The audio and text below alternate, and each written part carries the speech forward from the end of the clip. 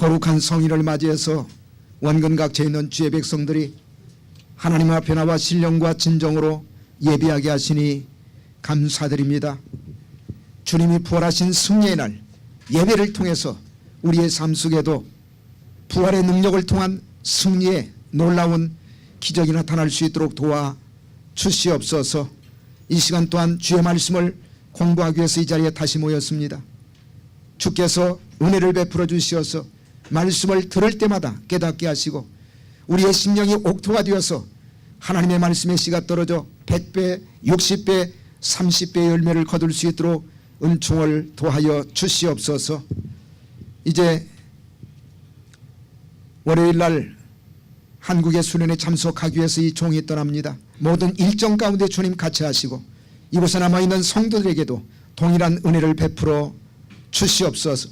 예배 시간마다 교회 나와서 자기 자리를 지키게 하시고 신령과 진정으로 하나님을 예배하게 하시며 선포되는 말씀을 통해서 주의 음성을 듣게 하시고 주의 임재를 체험할 수 있도록 도와 주시옵소서.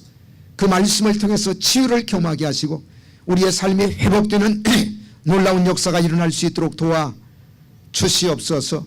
앞으로 생명나무 교회를 통해서 아버지의 크신 영광이 드러나게 하여 주시옵소서. 중남미 선교 사역을 감당하는 교회가 되게 하시고 주께서 이 교회를 붙들어 주심으로 구속사의 말씀을 열방에 전하는 이 시대의 주역으로 쓰임을 받을 수 있도록 도와 주시옵소서. 함께하여 주실 것을 믿사옵고 살아계신 예수 그리스도의 이름 받들어 감사하며 기도드리옵나이다. 아멘. 자, 하나님 말씀 창세기 25장 5절에서 11절까지 교독하도록 하겠습니다.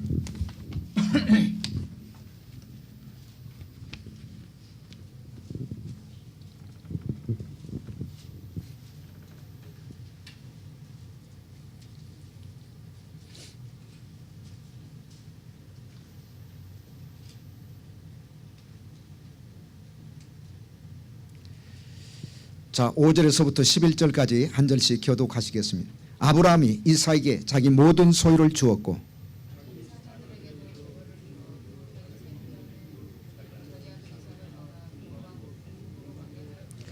아브라함의 향년이 175세라.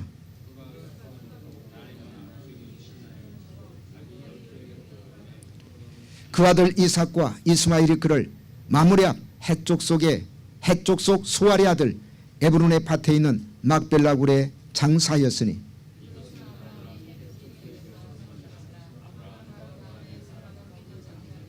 자, 11절 말씀 같이 읽겠습니다. 시작. 아브라함이 죽은 후에 하나님이 그 아들 이삭에게 복을 주셨고 이삭은 부엘라헤로이 근처에 거하였더라. 아멘. 자, 아브라함의 일생노정 오늘 마지막 시간입니다. 마지막 시간. 10번째가 해보는이라고 그러죠.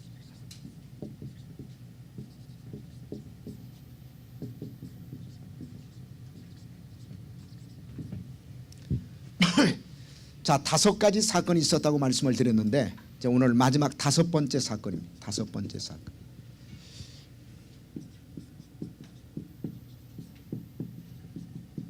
아브라함 175세. 이때가 1991년입니다. 1991년. 주전 1991년. 자, 어떤 사건이 있었냐면 아브라함의 죽음입니다.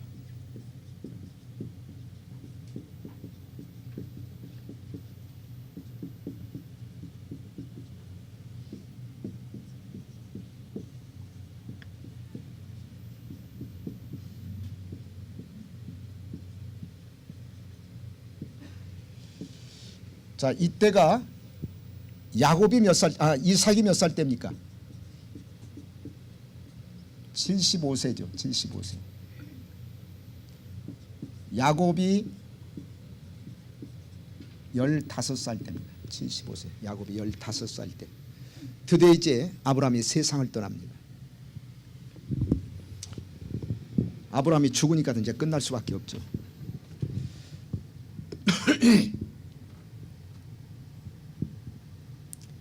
자, 7절과 8절 같이 한번 읽겠습니다. 7절과 8절 말씀. 자, 같이 읽겠습니다. 시작.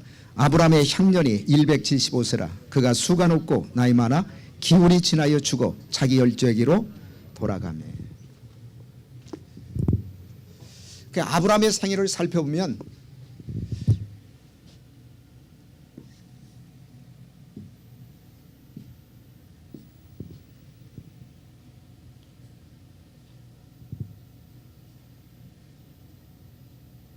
아브라함이 갈대아 우르에서 떠나가지고 가나안 땅에 들어왔을 때가 75세입니다. 75세.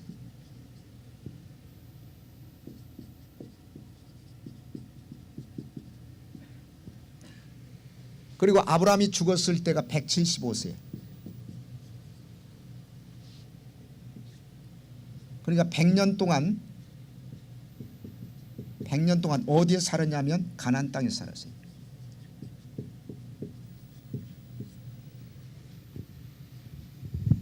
그래서 하나님의 부르심을 받고 가나안 땅에 들어오고 난 다음에 175세에 세상을 떠났으니까 100년 동안 아브라함은 가나안 땅을 중심으로 해서 삶을 살아가게 됩니다. 그러다가 175세가 되었을 때 하나님의 부르심을 받아요. 그래서 세상을 떠나게 됩니다. 자, 그렇다면 아브라함의 죽음을 통해서 우리가 배울 수 있는 구속사적인 교훈은 뭘까? 한 5가지로 정리할 수가 있어요.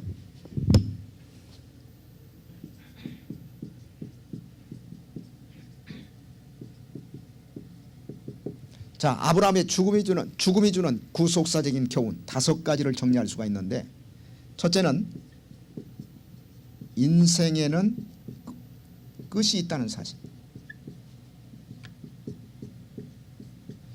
인생에는 끝이 있다. 이것을 우리가 배울 수가 있습니다.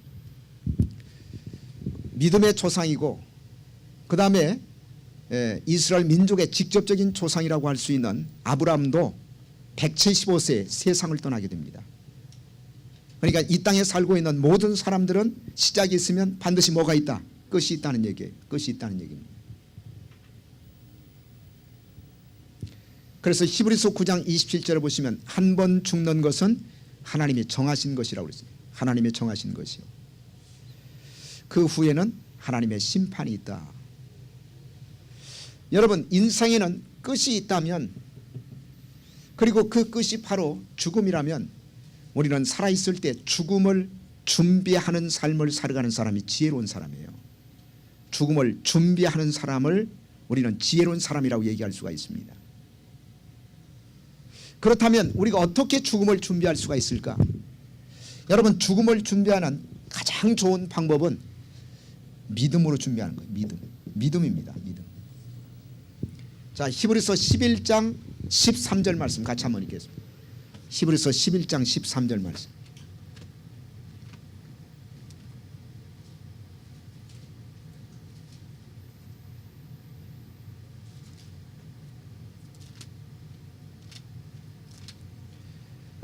자, 같이 읽겠습니다. 13절 말씀. 자, 시작. 이 사람들은 다 믿음을 따라 죽었습니다. 거기 보세요. 자, 이 사람들은, 자, 여기에서 얘기하는 이 사람들은 히브리서 11장에 등장하고 있는 믿음의 영웅들입니다. 그들의 삶에 가장 중요한 공통점이 뭐냐? 그들은 믿음으로 죽었어요. 믿음으로 죽었어요. 그러니까 죽음을 준비할 수 있는 가장 좋은 것은 우리가 믿음을 가지고 준비하셔야 돼요. 믿음으로 준비하셔야 돼요. 그러면 믿음으로 죽기 위해서는 전제가 있어요. 믿음으로 사셔야 돼요. 오늘날 갑자기 믿음으로 살지 않던 사람이 믿음으로 죽는다. 그건 불가능한 일입니다. 그래서 저는 인생에 있어서 가장 중요한 2가지 사건이 있다면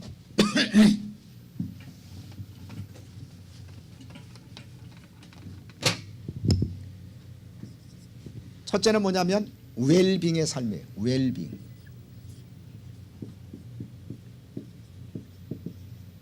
웰빙의 삶이고, 여러분, 웰빙의 삶도 중요하지만 마지막이 또 중요해요. 그래서 웰다잉의 삶도 중요합니다.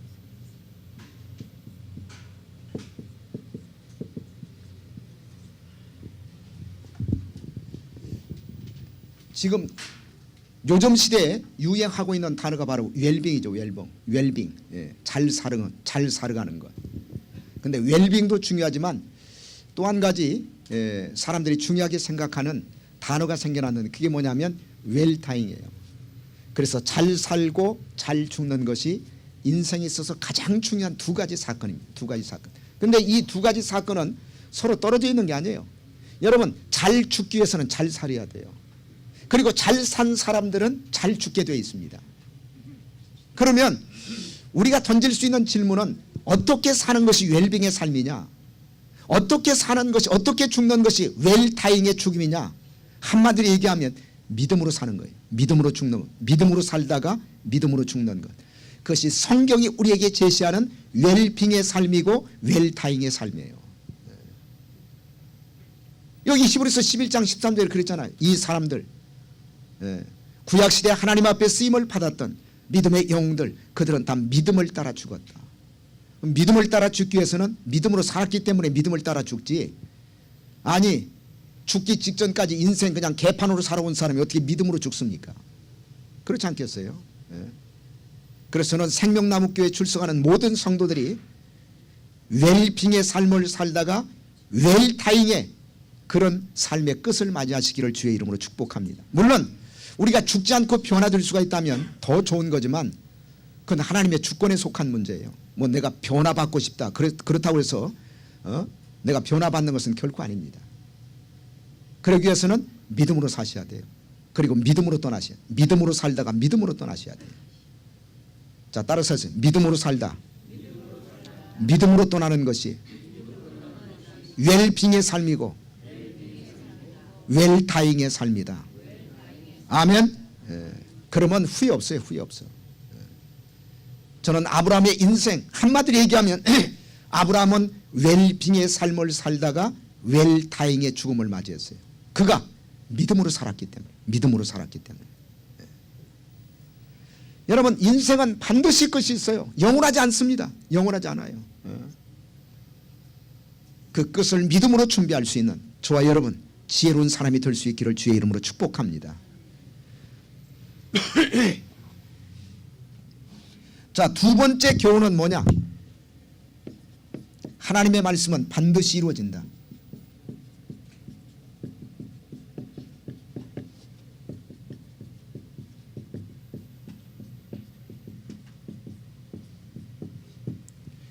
하나님의 말씀은 반드시 이루어진다. 이게 무슨 얘기냐면 하나님께서 아브라함의 죽음에 관해서 이미 말씀하셨어요. 그가 살아있을 때 아브라함이 어떤 죽음을 맞이할 것인지를 하나님이 이미 말씀하셨어요. 그 말씀대로 이루어진 거예요. 말씀대로 이루어진 겁니다. 자, 무슨 언약을 체결할 때 하나님이 아브라함의 죽음에 관해서 말씀했을까요? 무슨 언약을 체결할 때? 횃불 언약 체결할 때. 자, 창세기 15장 한번 찾아보세요.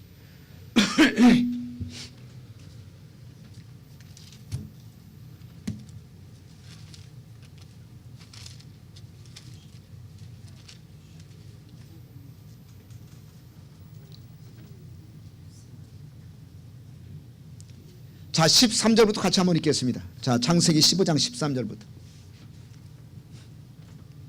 자, 같이 읽겠습니다. 13절부터. 자, 시작. 여호와께서 아브라함에게 이르시되 너는 정령이 알라. 내 자손이 이방에서 계기되어 그들을 섬기게 했고 그들은 400년 동안 내 자손을 괴롭게 하느니 그 섬기는 날을 내가 징치할지며 그 후에는 내 자손이 큰 재물을 이끌고 나오리라. 너는 장수하다가 평안히 조상에게로 돌아가 장사될 것이요. 거기 보세요. 자, 횃불 언약을 이제 크게 나누면 한 네 가지 내용으로 압축할 수가 있는데, 첫째는 뭐냐면 아브라함의 후손이 400년 동안 이방의 객이 되어서 고난을 받는다. 그 다음에 두 번째 내용은 뭐냐면 내가 그 이방을 심판할 때 큰 재물을 가지고 나올 것이다. 그 다음에 세 번째 내용이 뭐냐? 아브라함의 죽음에 관한 예언이에요. 너는 장수하다가 평안히 조상들에게 돌아가 장사될 것이다. 그리고 네 번째는 4대 만에 다시 가나안 땅에 돌아올 것이다. 이 네 가지 내용이 횃불 언약의 핵심 내용인데, 그 세 번째 내용이 뭐냐면 아브라함의 죽음에 관해서 예언한 거예요. 너는 장수하다가. 아니 175세면 장수한 거 아닙니까? 그렇지 않지 않겠어요? 그러니까 지금 우리가 살고 있는 사람들 100년을 더 살았어. 100년. 지금 현재 지금 21세를 살고 있는 사람들의 평균 수명보다 거의 한 100년을 더 살았으니까 장수했죠. 너는 장수하다가 편안히 내 조상에게 돌아가 장사될 것이요. 편안히 죽었잖아요. 아브라함이 무슨 뭐 전쟁하다가 뭐 화살에 맞아 죽었습니까? 아니면 무슨 뭐 교통사고로 죽었습니까? 편안히 세상을 떠났어요. 그러니까 이 말씀대로 이루어진 거 아닙니까? 그러니까 아브라함의 죽음을 통해서 우리가 배울 수 있는 두 번째 교훈이 뭐냐? 하나님의 말씀은 반드시 이루어진다, 그 얘기. 하나님의 말씀은 반드시 이루어진다. 그러니까 아브라함의 죽음은 횃불 언약의 부분적인 성취예요. 횃불 언약의 부분적인 성취입니다. 저는 그래서 다른 것은 안 믿어도 하나님의 말씀은 믿어요. 하나님의 말씀은 반드시 이루어져요. 제가 성전을 위해서 기도하다가 금요일 날 저녁 11시부터 기도하기 시작했어요. 그래가지고 거의 한 2시 가까이 됐을 때 마음속에 확신으로 하나님의 응답이 임하는데 내가 그 응답을 받고 난 다음에 무릎 꿇고 하나님 앞에 감사했어요. 하나님은 손들어서 찬양을 했습니다. 내가 성전을 위해서 구체적으로 4가지 조건을 가지고 기도했거든요. 하나님, 우리가 들어갈 성전, 이러한 성전을 주시옵소서. 그랬더니 하나님이 내 마음속에 확신을 주시기를 알았다 오바, 알았다 오바. 그래가지고 얼마나 기쁜지 말이죠. 제가 1시 정도의 기도를 마치고 집에 들어가 가지고 잠자리에 누웠는데 잠이 안 와요. 누웠다 깼다 누웠다 깼다 누워있는데 갑자기 내 마음속에 하나님이 주시는 확신이 딱 들어오는데, 야, 네가 4가지 조건 가지고 기도했지? 내가 들어줄게. 그래, 그 확신을 딱 받고 난 다음에 바로 엎드려 가지고 하나님 감사합니다. 감사합니다. 손 들고 제가 찬양하고 막 감사했어요. 근데 사실 뭐 우리가 가지고 있는 것은 돈도 없죠, 백도 없죠. 뭐만 가지고 있느냐? 믿음 가지고 있잖아요. 그 믿음을 통해서 이루어질 줄로 믿습니다. 저는 시기는 잘 모르겠어요. 시기는 잘 모르겠는데 하나님은 가장 적합한 때 기도를 응답해 주시는 분입니다. 제가 1월 달에 응답받았다고 그랬죠. 하나님이 성전 주시겠다고 응답받았어요. 그 다음에 거의 한 7개월 만에 구체적으로 하나님 이러한 성전을 달라고 4가지 거의 한 달 가까이 기도했거든요. 왜냐하면 가서 보는 성전마다 다 하나씩 문제가 있어. 건물은 좋은데 거리가 멀다든지, 거리는 또 가까운데 건물이 좁다든지, 또 교통에 또 문제가 있다든지, 다 문제가 있어요. 하나님이 이렇게 하나씩 보여주시면서 제가 거기서 깨닫는 게 뭐냐면, 하나님이 이런 걸 보여주시면서 네가 구체적으로 이런 조건을 가지고 기도하라고 하나님이 다 보여주셨구나. 그래가지고 한 달 전부터는 내가 딱 수첩에 적어가지고, 하나님 아무래도 안 되겠습니다. 우리 생명나무 교회 성도들의 입맛이 까다로운 거 하나님 아시잖아요. 그러니까 하나라도 문제가 있으면 안 되겠네, 하나님. 그러니까 아예 주시려면, 하나님이 아예 인심 쓰시려면 이런 4가지 조건을 가지고 있는 성전을 주십시오. 제가 그때부터 한 달 동안, 한 달 전부터 그거 가지고 기도했다니까요. 그 기도하는데 제 마음속에 양심의 가책을 받아요. 야, 이 녀석아, 그 4가지 조건 갖추려면 비싸, 돈 없잖아, 그러더라고요. 그래서 내가 그랬죠. 아니 어차피 하나님, 우리 없는 상태에서 하나님이 주시겠다고 약속한 거 그거 믿고 기도하니까 인심 쓰려면 팍 좀 쓰세요 좀. 그리고 기도했다니까요. 근데 금요일날, 그러니까 토요일날 새벽이죠. 금요일날 11시부터 기도하기 시작했습니다. 2시에 그 확신이 찾아왔어요. 하나님이 주시는 확신은요 얼마나 강렬한지 몰라요. 그래가지고 그 확신 딱 받고 나서 내가 무릎 딱 꿇고 하나님 앞에 감사 기도했습니다. 왜? 하나님이 확신을 주셨다는 얘기는 반드시 이루어 주신다는 얘기예요. 한번 보세요. 하나님의 생명나무 교회를 어떻게 사용하시는지 여러분들이 이제 증인들이 다 되시기를 바랍니다. 자, 3번째입니다. 3번째.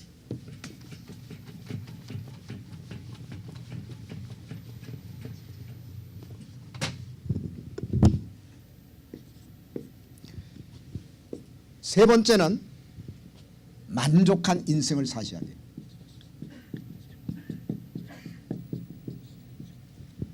아브라함은 장수했죠. 175세까지 살았으니까. 그런데 중요한 것은 몇 살까지 사느냐, 그게 중요한 게 아니에요. 삶의 질이 중요한 겁니다.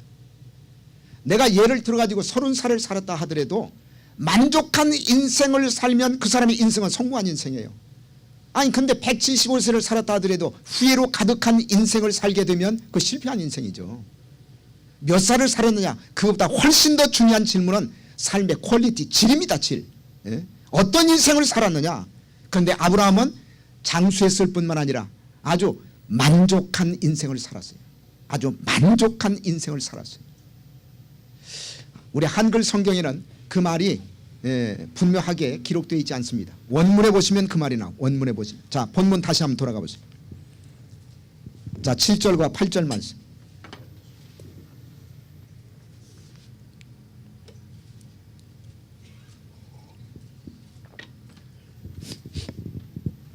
자, 7절과 8절 같이 한번 읽겠습니다. 자, 시작. 아브라함의 향년이 175세라. 그가 수가 높고 나이 많아 기운이 지나여 주고 자기 열조에게로 돌아가며. 우리 한글 성경이나 영어 성경에 보시면 뭐 만족한 인생을 살아도 그런 단어가 없잖아요. 근데 여기서 우리가 특별히 주목할 단어가 뭐냐면 그가 수가 높고 그 다음에 뭐라고 했어요? 나이 많아. 그 다음에 많아. 이 많다고 하는 단어가 영어 성경에 보니까 full of years라고 그래요. 근데 이 많다고 하는 단어가 원문 성경에 보면 이게 사베야라는 단어예요. 사베야라는 단어인데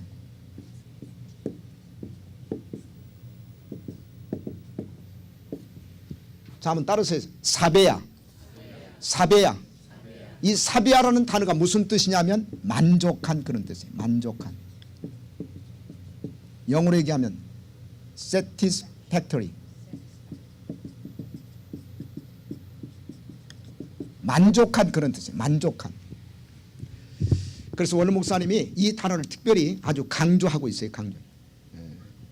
그러니까 아브라함은 우리말 그냥 성경을 읽어보면 그가 수가 높고 나이 많아 기운이 지나여 죽었다. 이게 무슨 얘기일까? 아, 오래 살았다는 얘기구나.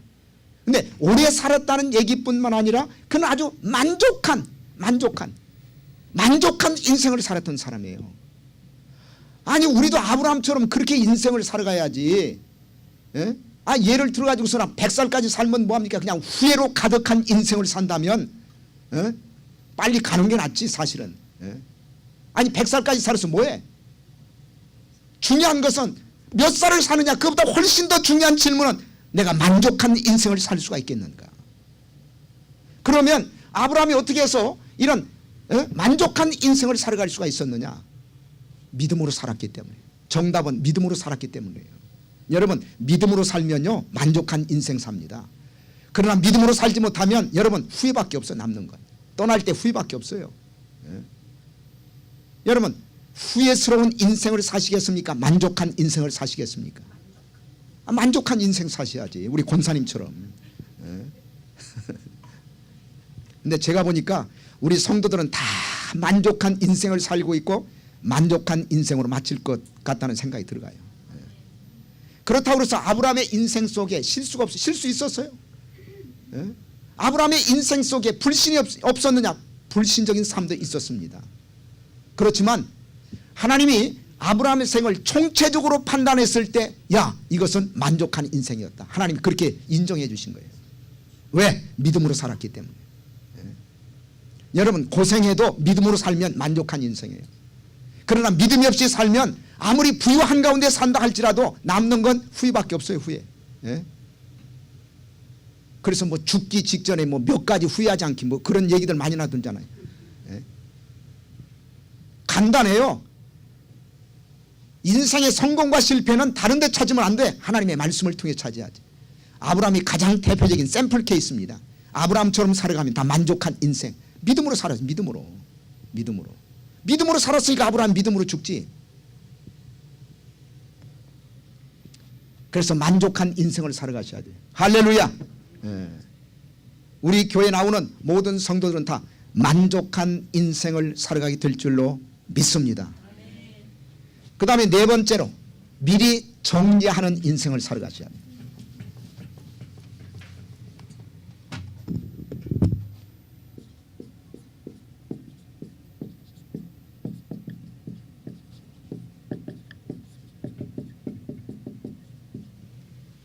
참 아브라함의 그 죽음을 통해서 우리가 참 인생의 본질을 배울 수가 있어요. 인생의 에센스를 배울 수가 있습니다. 아브라함은 뭐냐? 미리 정리하는 인생을 살아요. 죽기 직전에 다 정리했어요. 어떤 사람은 그냥 일만 다 펼쳐놓고 정리하지 못하고 세상을 떠나는 사람이 얼마나 많습니까? 그런데 아브라함은 죽기 직전에 다 정리했어요. 아브라함이 죽기 직전에 정리했던 것을 두 가지를 우리가 생각할 수. 첫째는 뭐냐?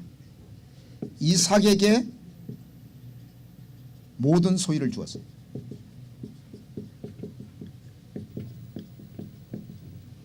그 다음에 두 번째로 서자들에게도 재산을 주고 그 다음에 동방으로 떠나도록 했어요.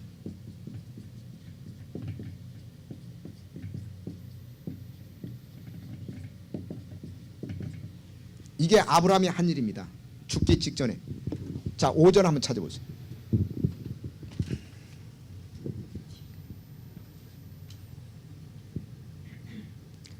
자, 5절과 6절 말씀. 자, 같이 읽겠습니다. 시작. 아브라함이 이삭에게 자기 모든 소유를 주었고 자기 서자들에게도 재물을 주어 자기 생전에 그들로 자기 아들 이삭을 떠나 동방 곧 동국으로 가게 하였더라.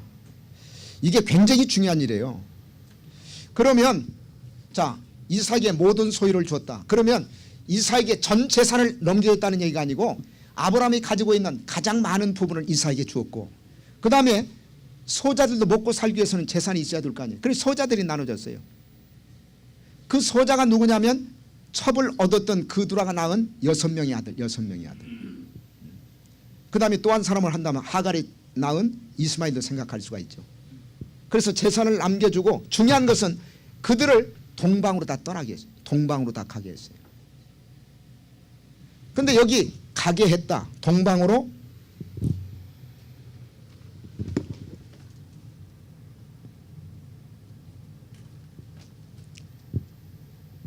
자, 6절 다시 한번 읽겠습니다. 6절 말씀.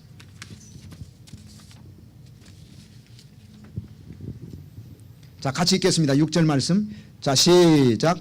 자기 서자들에게도 재물을 주어 자기 생전에 그들로 자기 아들 이삭을 떠나 동방 곧 동국으로 가게 하였다. 가게 하였다. 이 단어도 굉장히 중요한 단어예요.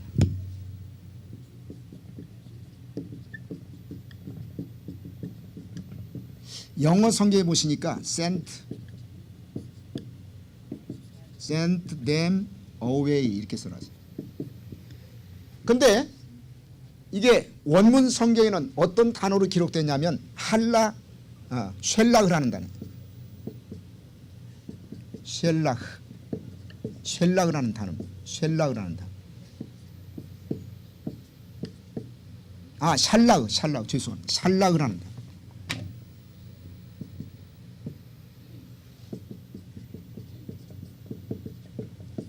이 샬락을 하는 단어의 강조형을 사용했어요. 강조형.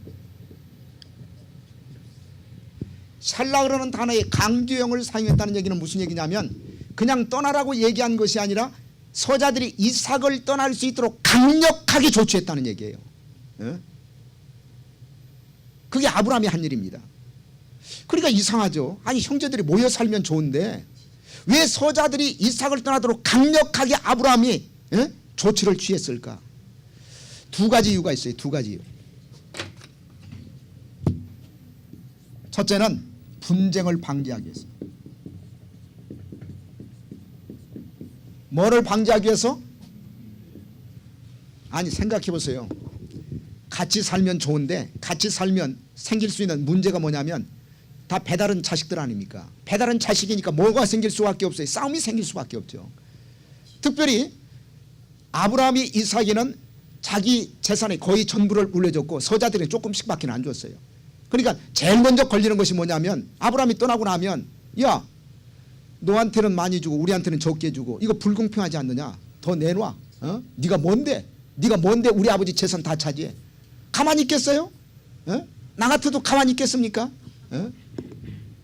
그러니까 싸움이 일어날 수밖에 없죠. 아브라함은 그것을 한 거예요. 그래서 제일 처음에는 얘기했을 때 안 떠나겠다고 얘기했겠죠. 근데 강조형을 사용했다는 얘기는 안 떠나겠다고 얘기했다 할지라도 아주 강력하게 떠나도록 아브라함이 밀어내버린 겁니다.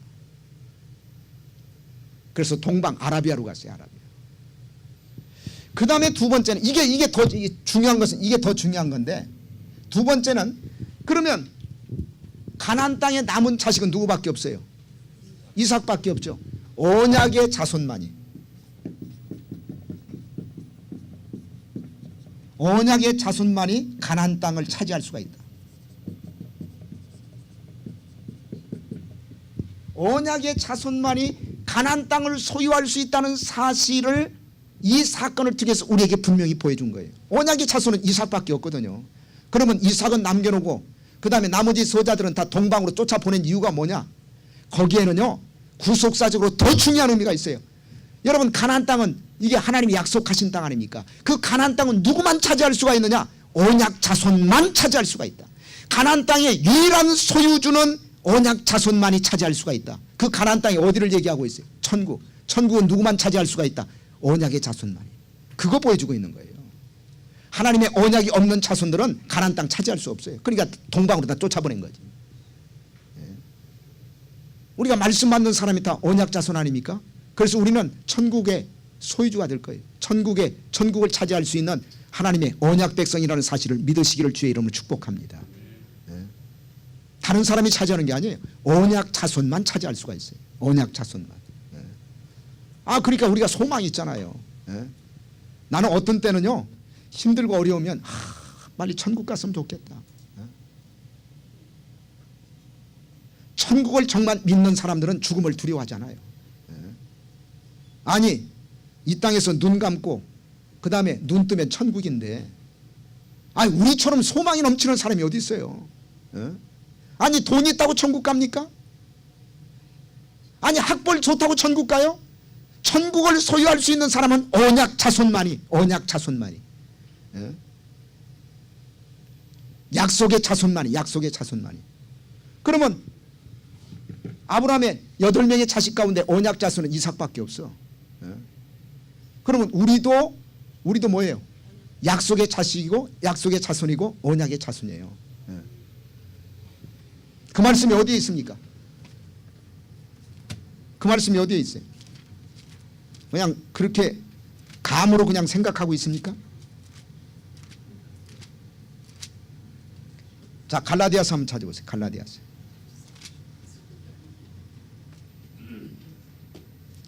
자, 4장 28절 보세요.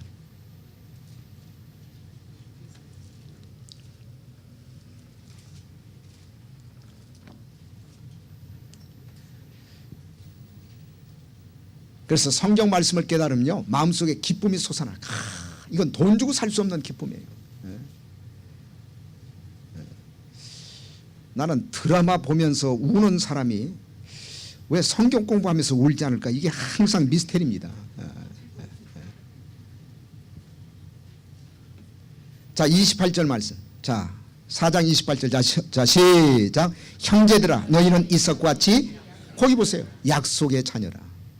누구 같이? 이삭과 같이. 약속이라는 말은 언약. 천국은 누가 차지한다고요? 약속의 자녀 혹은 언약의 자녀만 차지합니다. 여러분 이 세상에서 아무리 큰 기업이라 할지라도 천국하고는 게임이 안 돼.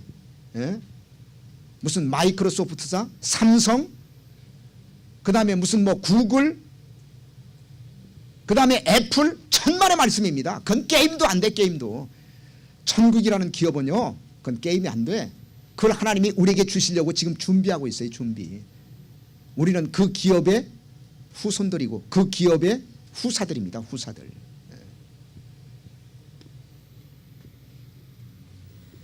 자, 마지막 5번째입니다.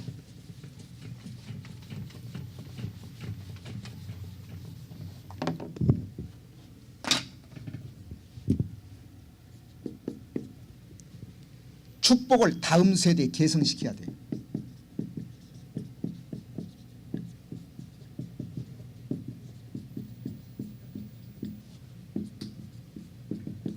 이 아브라함의 죽음이 우리에게 보여주는 마지막 교훈은 뭐냐?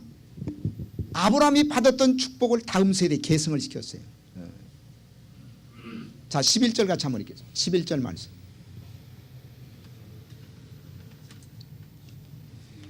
자, 25장 11절입니다. 25장 11절 말씀. 자, 같이 읽겠습니다. 시작. 아브라함이 죽은 후에 하나님이 그 아들 이삭에게 복을 주셨고, 이삭은 부헬라헬로이 근처에 거하더라. 거기 보세요. 아브라함이 죽은 후에 하나님이 그 아들 이삭에게 복을 주었고. 자, 아브라함이 받았던 축복이 다시 누구한테 계승이 됩니까? 이삭에게 계승이 되잖아요. 우리가 그런 인생을 살아가야 돼요. 여러분, 우리 한국 기독교인들의 가정의 불행한 불행은 뭐냐면 부모는 축복을 받았는데 자식은 예수합니다. 그래서 부모가 받았던 축복이 자식들에게 계승이 안 돼요. 부모는 열심히 하나님 앞에 헌신하고 그리고 충성하는 삶을 살아갔는데 자식은 주일날 예배 시간에도 참석을 안 해요. 하나님의 축복이 다음 세대에 계승이 안 됐다는 얘기예요. 이 세상에서 가장 아름다운 가정은, 여러분 잘 들으세요, 돈 많은 재벌집 가정이 아니에요. 이 세상에서 하나님이 보실 때 가장 아름다운 가정은 하나님의 축복을 자기 자식들에게 계승시키는 가정, 하나님이 주신 그 믿음을 자기 자녀들에게 계승시키는 가정, 그 가정이 가장 아름다운 가정입니다. 가정. 하나님이 아브라함을 부르신 목적이 뭡니까? 창세기 12장 3절 하면, 창세기 12장 3절 한번 찾아보세요. 창세기 12장 3절 말씀. 자, 같이 읽겠습니다. 창세기 12장 3절 말씀. 자, 시작. 너를 저주하는 자에게는 내가 저주하니 너는 2절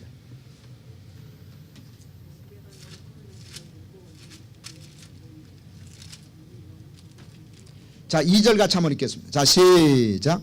내가 너로 큰 민족을 이루고 내게 복을 주어 내 이름을 창대케 하리. 너는 복에, 거기 보세요, 너는 복에 뭐가 된다고요? 근원이 된다. 근원. 원래 원문 성경에는 근원이라는 단어는 없어요. 그냥 너는 복이 될 것이다. 복이 될 것이다. 한국말로 얘기하면 너는 복덩어리가 될 것이다. 복덩어리. 근데 이걸 조금 의역해가지고 너는 복의 근원이 될 것이다. 근원이라는 얘기는 복의 통로가 된다는 얘기예요. 통로. 그러니까 하나님께서 아브라함을 부르신 목적 가운데 하나는 뭐냐면, 먼저 하나님이 아브라함에게 복을 주시고 아브라함이 그 복을 전달하는 파이프, 통로가 되어서 그 축복을 이웃들에게, 자기 자식들에게, 그 다음에 자기 다음 세대들에게 나누어줄 수 있도록 하기 위해서. 그게 복의 근원이에요. 그러니까 기독교적인 축복과는요, 나만 복받고 나만 잘 먹고 잘 산다, 그건 기독교적인 축복관이 아니에요. 기독교적인 축복관은 뭐냐? 내가 먼저 복을 받고. 왜? 하나님이 사람 창조하시고 난 다음에 제일 먼저 했던 일이 뭔지 아세요? 창세기 1장 28절에 보시면 26절 27절은 하나님이 형상대로 사람을 창조하시겠다고 말씀하셨죠. 그 다음에 28절에 제일 먼저 한 일, 복을 주셨어요. 하나님이 사람에게 복을 주셨습니다. 그러니까 복 받고 살아가는 것은 하나도 잘못된 일이 아니에요. 뭐 기독교를 갖다 기복 종교다 이렇게 가지고서는 기독교를 비판하는 사람이 있는데, 원래 하나님은 복 주시는 하나님, 복 주시는 하나님. 근데 우리가 그 복을 그냥 물질적인 축복에만 한정시켜 가지고 구하기 때문에 문제지만, 하나님은 복 주시는 하나님이라니까. 그러면 내가 그 복을 받아서 어떻게 해야 되느냐? 다음 세대에 패스해야 돼요. 계승시켜야 돼. 아니, 부모는 복을 받았는데 자식은 지지리도 복을 받지 못해가지고 거지가 됐다. 아니, 그게 축복입니까? 그렇지 않겠어요? 그런데 아브라함은 그렇게 살았잖아요. 하나님이 아브라함이 얼마나 많은 복을 주셨습니까? 24장 1절에 보시면 아브라함이 나이 많아 늙었고 하나님은 범사에 그에게 복을 주셨다고 그랬는데, 그런데 중요한 것은 아브라함은 자신만 복 받은 게 아니에요. 그 자신이 받았던 복을 다음 세대인 이삭에게 계승시켰어요. 패스했어요. 패스. 그게 11절 말씀이에요. 다시 한번 읽겠습니다. 11절 말씀.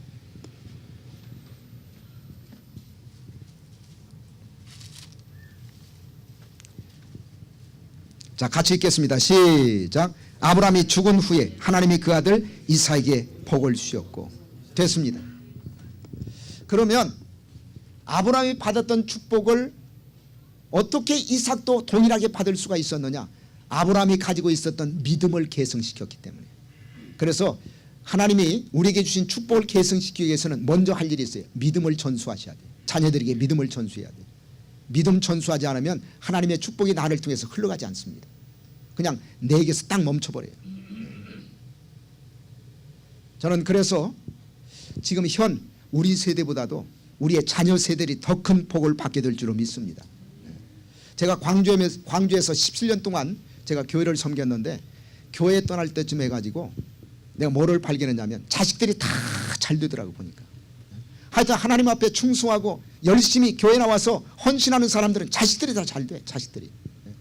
아니 부모들 마음이 솔직히 그렇지 않습니까? 나보다는 자식이 더 잘 되는 것을 원하잖아요. 근데 그렇게 되더라니까. 왜? 그 부모들이 자식들에게 믿음을 계승시키니까 하나님의 축복도 계속 패스가 되는 거예요. 패스. 그래서 저는 여러분의 가정이 아브라함의 가정처럼 신앙의 명문가가 되시기를 주의 이름으로 축복합니다. 신앙의 명문가가 돼야지. 예? 무슨 뭐 재벌, 재산 아무리 많이 물려줘 봤자 나중에 자식들이요 재산 때문에 타락하고 싸웁니다. 예? 그래서 자식들에게 믿음을 물려줘. 믿음을 물려주면 자연스럽게 그 믿음을 통해서 하나님의 축복의 강물이 흘러들어가요. 그게 뭐냐? 복의 근원이 되는 삶이에요. 복의 근원이 되는 삶. 그래서 우리가 받았던 그 축복을 다음 세대에게 계승을 시켜야 돼요. 근데 한국교회 문제점은 젊은 사람들이 계속 지금 교회를 떠나고 있어요. 그게 큰 문제예요. 젊은 사람들이 교회를 떠나고 있어. 기도하셔야 돼요. 우리 생명나무 교회만이라도, 아니 평강 전체 말씀의 교회만이라도 젊은 사람들을 잘 길러서 부모가 가지고 있던 믿음을 그들에게 계승시키고 그 믿음을 통해서 하나님의 축복이 그들에게 계속 흘러들어갈 수 있는 이런 삶을 살게 해달라고. 그래서 나보다는 자식들이 더 많은 축복을 받고 그리고 손자들이 더 많은 축복을 받고 아브라함의 가정처럼 나를 통해서 만들어진 우리의 가문과 가정이 신앙의 명문가가 되는 그런 놀라우신 하나님의 축복을 경험하시기를 주의 이름으로 축원합니다. 기도하시겠습니다. 살아계신 아버지 하나님 감사합니다. 우리가 가지고 있던 이 소중한 믿음을 자녀들에게 이웃들에게 계승할 수 있도록 도와 주시옵소서. 그리고 우리가 받았던 이 축복의 샘물이 자식들에게 손자들에게 후손들에게 흘러가게 하여 주시옵소서. 그래야 아브라함처럼 하나님의 축복을 계승하는 가정이 될 수 있도록 도와 주시옵소서. 우리의 자녀들이 우리의 후손들이 구속사의 주역으로 하나님 앞에 쓰임받는 인생을 살아갈 수 있도록 도와 주시옵소서. 그리하여 모든 가정들이 아브라함의 가정처럼 신앙의 명문가가 될 수 있도록 도와 주시옵소서.